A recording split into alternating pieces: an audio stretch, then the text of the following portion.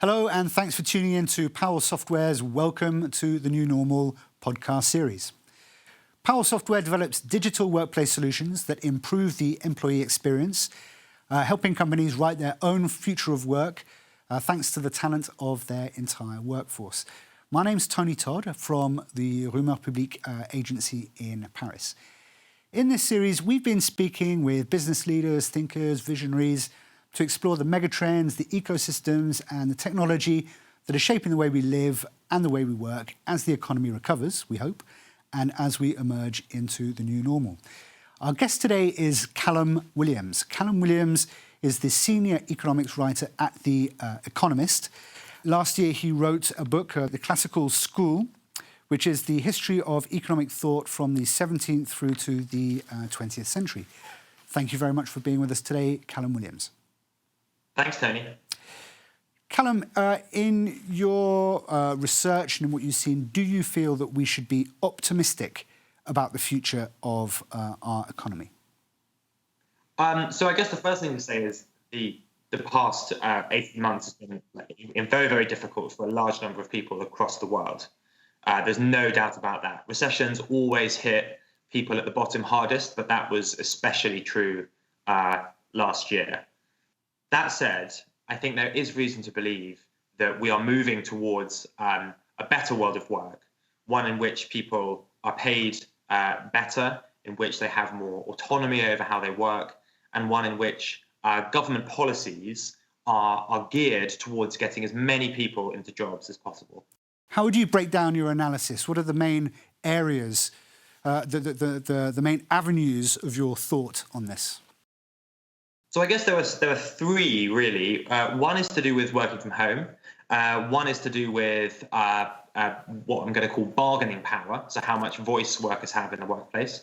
And the third is to do with government policy. So if we take working from home first, the shift to working from home is something that never would have happened really without the pandemic. We went from a situation where roughly 5% of working hours were done in the home before the pandemic, to a situation whereby in April, May, June of last year, it was between 50 and 60%. So an enormous shift. Now, that has gone far better than practically anyone had predicted. Clearly, there are some downsides. There's some good evidence that collaboration has been hit. But on the whole, people report that they are more productive when they are working from home than they were working on business premises before the pandemic. And they also report higher levels of happiness. So that has gone quite well.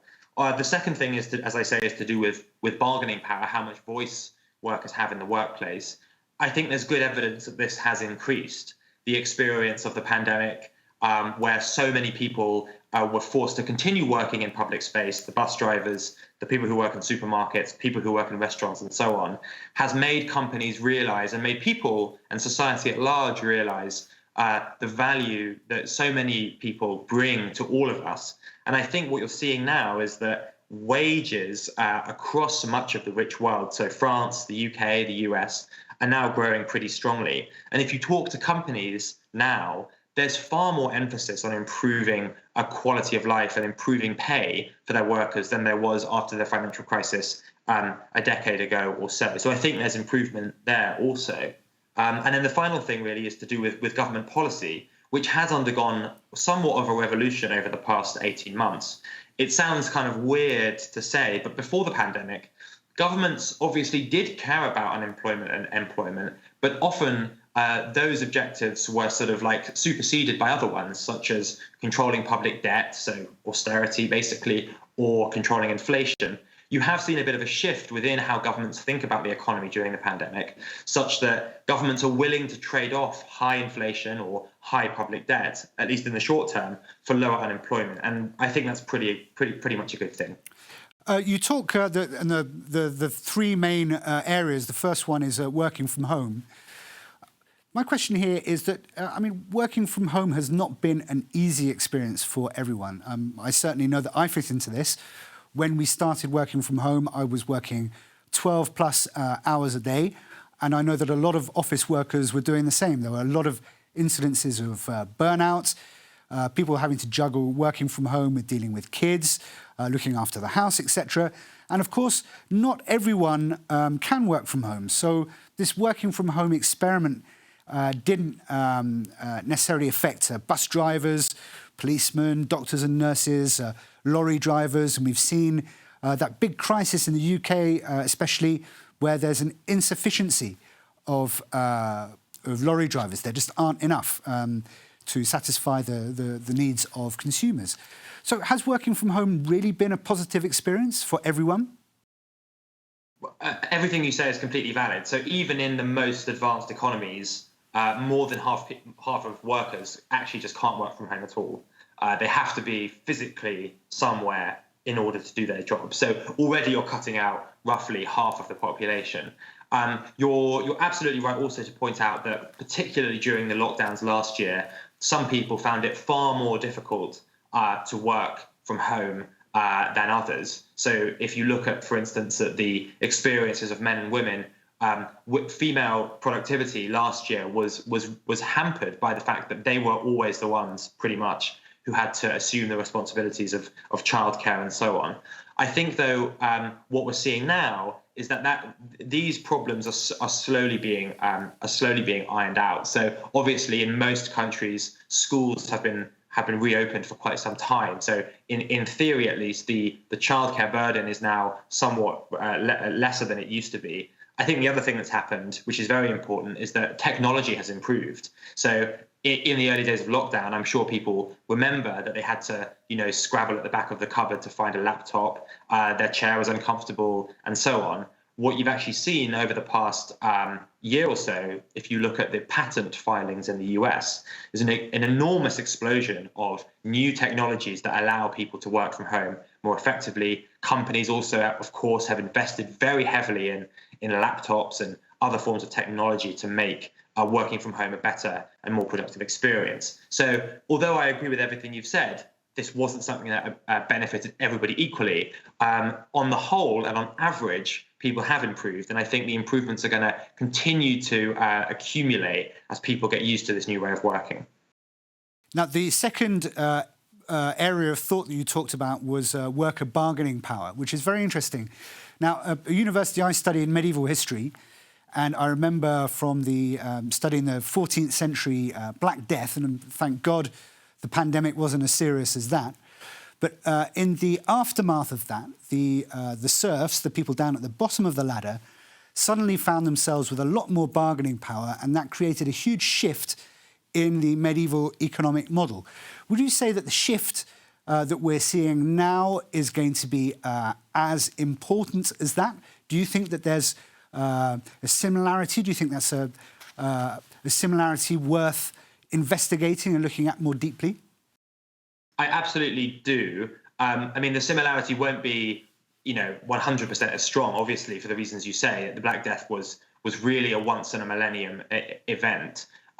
What is clear, though, is that if you look at pandemics generally, research has shown pretty convincingly that after pandemics, workers' wages do tend to go up. So you're absolutely right that this did happen after the Black Death, but it has also happened after other pandemics also. And that is basically the reason why this might happen will differ from pandemic to pandemic. In the Black Death, it was a very, very simple thing of there were far fewer workers after the Black Death than there were before. And so the employers had to compete more harder to get those workers to work for them. We're not seeing quite the same effects at play this time around, even though many people have, of course, died from COVID. I think what we're seeing now is more of a shift in culture, I guess. There is a recognition of the importance of the work that so many people do, people who before the pandemic were basically kind of ignored by society. And that, I think, is feeding into the fact that these workers are now getting, on average, that they're doing better in terms of the wages that they take home at the end of the week. Now, I read a report about a truck driver in the UK, a lorry driver, who said that lorry drivers like him, they need to be paid more. If you increase the wages of these essential workers, it's going to drive up the cost of logistics and the supply chain, which is going to be felt in supermarkets, which is going to raise prices, and we find ourselves in a vicious circle of inflation. Now, you said at the beginning that governments were starting to accept the idea of inflation. Is that something dangerous? Are we going to find ourselves in a cycle where wages go up and then prices go up after that? Is that something that is sustainable? Is it going to happen in the long run? It's a very good question. It's actually probably the most important question of all in economics and in economic debates right now. So I guess one thing I should say is that the extent to which wage increases feed into inflation used to be very high. And now, for reasons that are very complex, that is much less true than it used to be. So you don't tend to get those spirals that you used to get, say, for instance, in the 1970s. That said, it is certainly something to be thinking about. If we increase everyone's wages, what's going to happen to inflation? Now, there is one story which says that inflation has to go up, but there is another story, which is a more optimistic story, which talks about productivity. Now, if productivity goes up, then it is possible for wages to rise without causing inflation. That's really a very important point. So if we think back to our long-run development as a society, our wages today are far higher than they used to be 100 years ago, but inflation isn't far higher than it used to be. And that's basically because we as workers are able to produce more than we were able to 100 years ago. So in other words, our productivity has gone up. So the big question now is, can productivity rise? Now, on this question, I'm actually quite optimistic, partly for the working from home argument, that people are actually more productive working from home. They can get more done. But what you've also seen, and this is true not just for people who work from home, but businesses generally, is that there is an enormous investment boom that is currently underway, where businesses of all kinds are investing in new technologies, in software, in new computers, and that kind of thing. And this means that actually people can do more with each hour that they're at work. And that means that if their salary goes up, that won't necessarily create inflation. So it's important to think of both sides of the argument here. It's not simply the case that increasing wages will always lead to inflation going up. In order to increase productivity, companies need to have the right talent. They need to have the right people who are going to write that software, the right people who can work in different new ways. And that talent is increasingly difficult to find, especially in the West. I know that in Europe, in the United Kingdom, in the United States, and certainly in Japan, with an aging population, fewer people of working age, that is a real challenge. Is that going to be another one of the big challenges for the coming decades? And is that something that we can overcome? Yes, you're right. That is a big challenge. So what we're seeing across many Western countries, but also Japan, is that the 2020s are going to be a decade of very rapid aging, by which I mean there's going to be a large number of people who move into retirement age, so 65 plus 70, around that age. This is really the crunch decade, the one we're just about to, or the one that we're just entering now. So one argument says that you're going to have a big group of retired baby boomers who, as we all know, have quite a lot of money on average. They have large properties, again, on average. And so they have a lot of money to spend.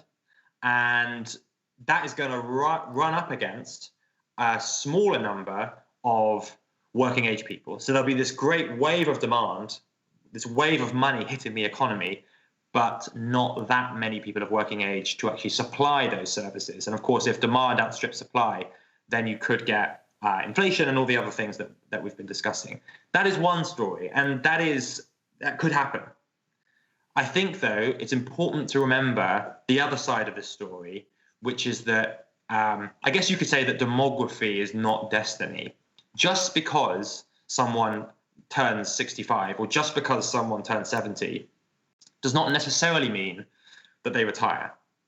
And in fact, what you're seeing in many rich countries is that the employment rates of people who are nominally of retirement age have been going up pretty substantially, particularly for those who have a high level of education. And this has basically become easier because more and more jobs in the modern economy are not physically tiring in the way that many jobs in the old economy were.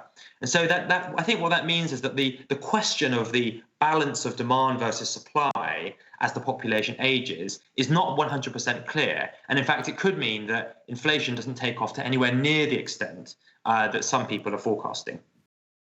That's very reassuring to hear, and it's very reassuring to hear from you how optimistic you are for the future, and how there are many sides to the stories that are going to dominate the coming years. Very interesting that you say that for older people, it's that working and remaining in the workforce isn't going to be a challenge for them.